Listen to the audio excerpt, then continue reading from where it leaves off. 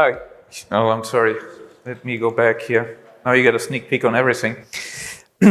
So, thank you very much for your time. As mentioned, my name is Gregor Gregersen. I'm the founder of a company called Cash, which is a spin-off of a larger company called Silver Bullion. Silver Bullion is in the business of storing gold and silver. We started back in 2009. We sold over $1 billion USD worth of gold and silver. We are storing about 800 million Singapore dollars worth of metal.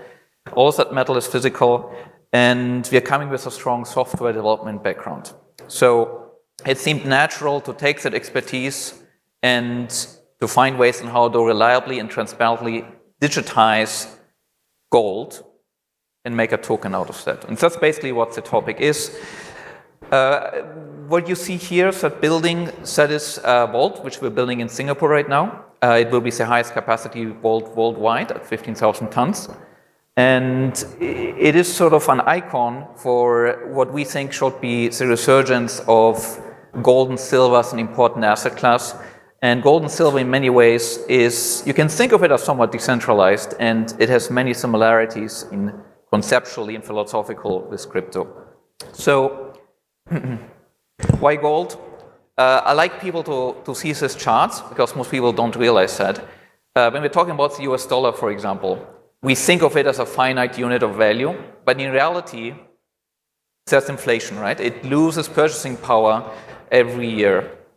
And if you start mapping it, until 1971, the US dollar was backed by gold. So in theory, the gold was keeping the governments from printing a lot of fiat currency.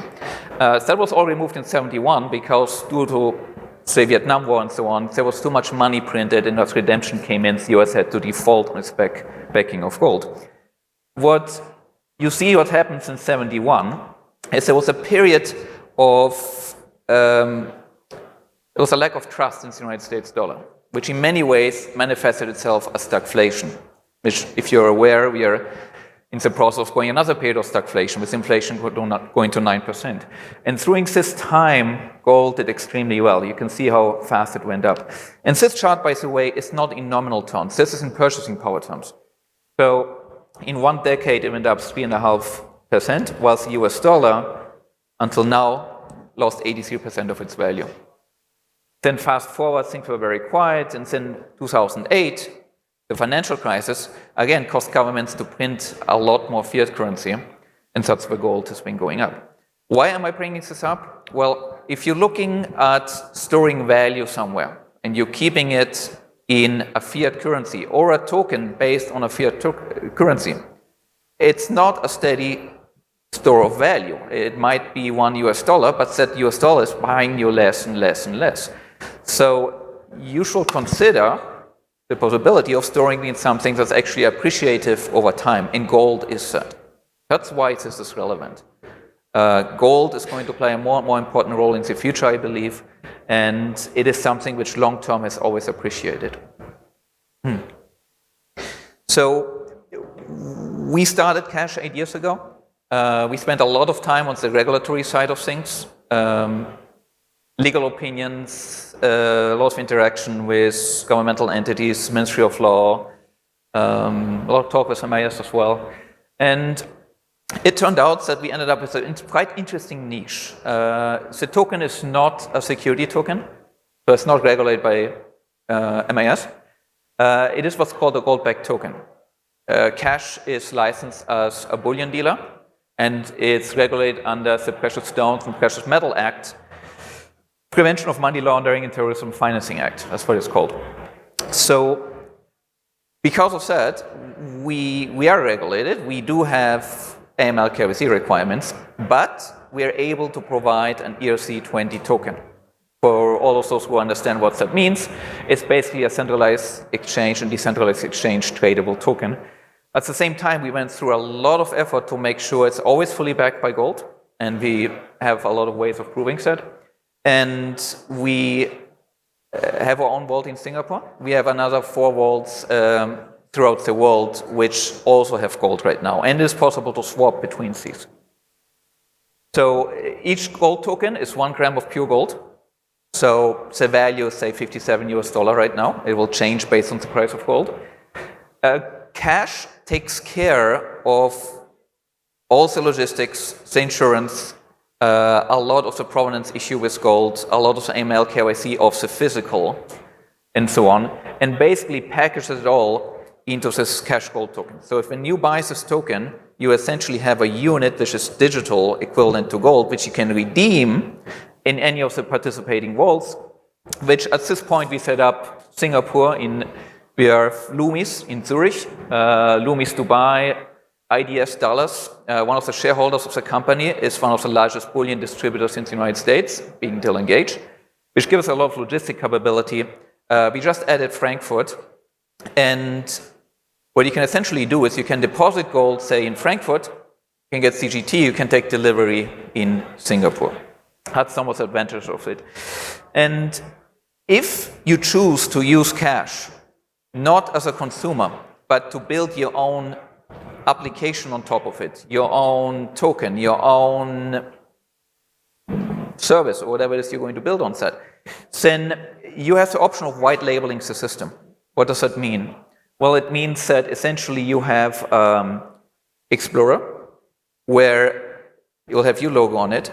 People can click on it on the different location where the gold is. You can see the bars, you can see the actual gold.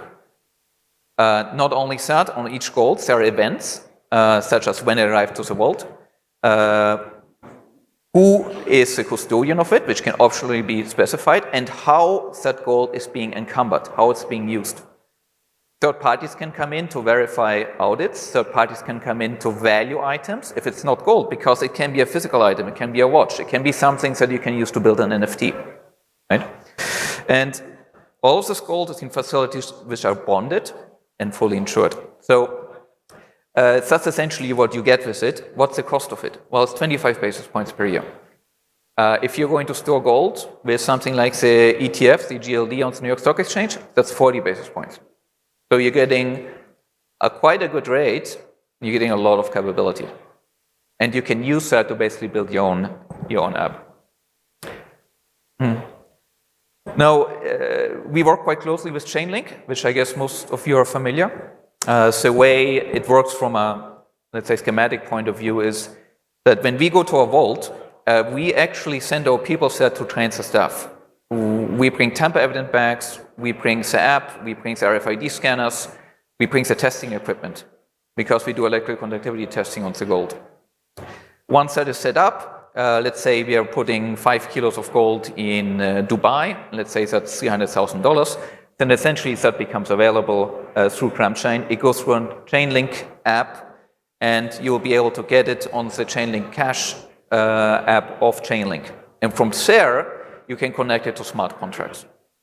So, like everything, these products are only as good as its weakest link, and Chainlink is, a strong link in that. So we just signed them up recently on this, and we're very glad to have them. So another thing that you have to realize, I think, when we are talking about things like stablecoins, you're all familiar with Tether and the other coins. They're based on the USDT. They're based on USD. And as mentioned earlier, USD is something that intrinsically loses value, right? But another big problem that you're going to face is that these kind of stablecoins are dependent on storing their funds in financial institutions which might not want them, right? Financial institutions are intrinsically centralized institutions, and there's a certain conflict of interest when it comes to supporting something that will potentially threaten your future. And because of that, there's a lot of difficulties that these fiat tokens are going to have when it comes to transparency, audits. Because if the entity where you store it, they might not even know maybe you're storing that for that purpose. And so how are you going to get an audit? The answer is, well, often maybe you don't. And that's sort of where we are, I think, with a lot of stablecoins nowadays. If you use gold, and you use a system which is as transparent as what we built, you don't have that issue. So I see that as being one of the biggest issues that we're facing in the crypto world right now, and we try to come up with a solution. And I invite you very much to spend a little bit of time to look into that, how we build it, why we build it, and what relevance, that barbaric relic, meaning gold, has for the modern world. Because I believe in this decade, gold will play a much more important role than it did in the past. Gold savings account. This is an example of an application which is using CGT as backing. You can go to a gold savings account or SG, for example, and you can play around with it. You can buy $50 worth of gold. And as you go through the app, you can see that gold where it is. More importantly, you can take delivery of that gold. As long as you have enough CGT, that is done. You can look at videos on how we do it. You can go to our stand. We can explain exactly how it is. But there's no token out there which has the type of delivery capability, redeemability capabilities that we have. And because we have a background in gold, we have a background in vaulting, and we have a technology background, we were able to build something which I dare to say is quite unique in the industry. So, I'm summing up gold, cash gold. Essentially, we are building that infrastructure on which you can build stuff. And we just had a panel discussion here on how to create transparency. We build transparency. We had a panel discussion on how to create liquidity.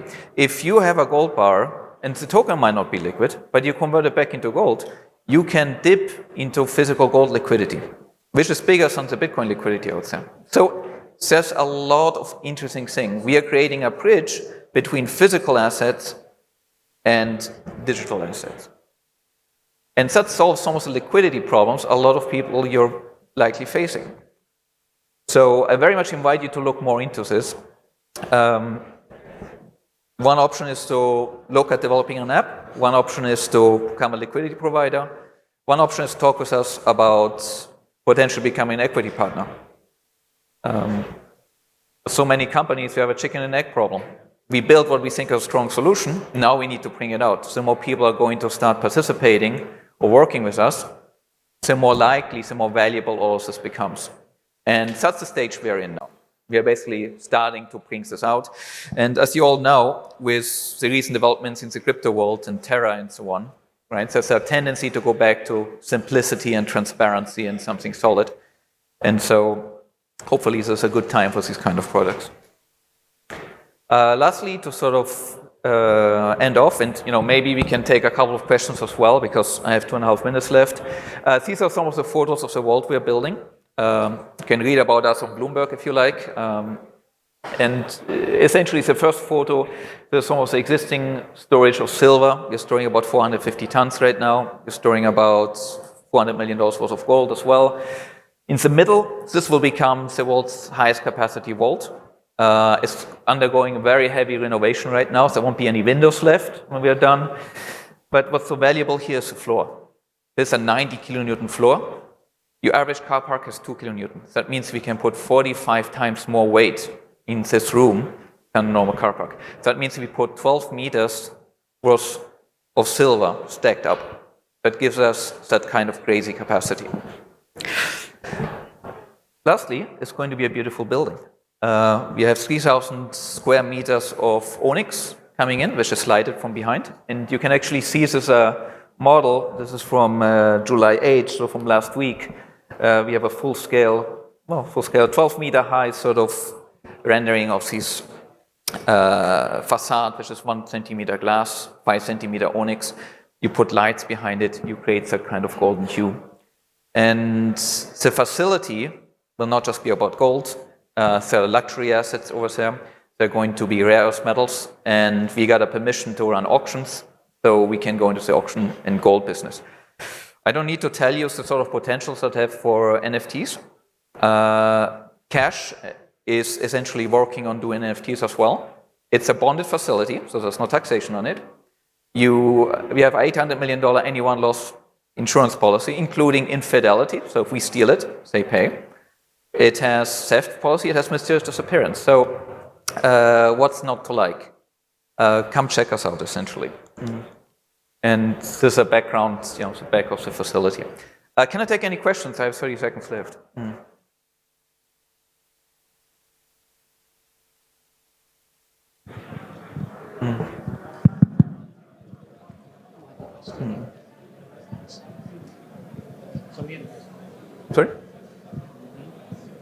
I've no question. Yeah, this one back there. Hi, this is Suresh here. One question. India is one of the largest gold markets, right, from any perspective. So I see the neighborhood like Dubai and Singapore. Any particular reason why you have not yet entered India? What drives your location selection? Capital controls. In India, it's not easy to get gold out of the country once you have it there. The other thing is, our main business is ultimately about systemic wealth protection. But our customers are worried that there's going to be a currency crisis in the United States, that we have a major financial crisis, that we might have nationalization of gold, and so on.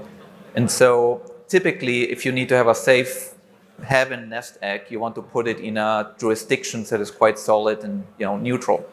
And typically that's Switzerland and Singapore. And that's why we're in Singapore. Okay, so thank you very much. If you have questions or want to find out more, our booth is right out here. We have a model of the facility. Have a look at it.